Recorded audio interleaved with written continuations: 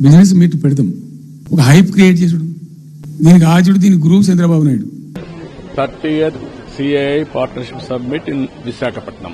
A track record in attracting investment in a big way. For the last 15 months, we are able to attract 10 lakh crores investment. Chandrababu Naidu చెప్పిన లెక్కల business వచ్చేది ఉంటే, ఎంఓఎల్ success అయ్యేది ఉంటే, ఆంధ్రప్రదేశ్లో ఈ పాటికి 20 లక్షల కోట్లు వచ్చి ఉండాలి. ఆయన ఫస్ట్ టైం అలా సీఎం ఉన్నప్పుడు ఆ ఊళ్ళో పెట్టే కదా, వైజాగ్లో, అమరావతిలో కదా, వైజాగ్లో పెట్టిండు.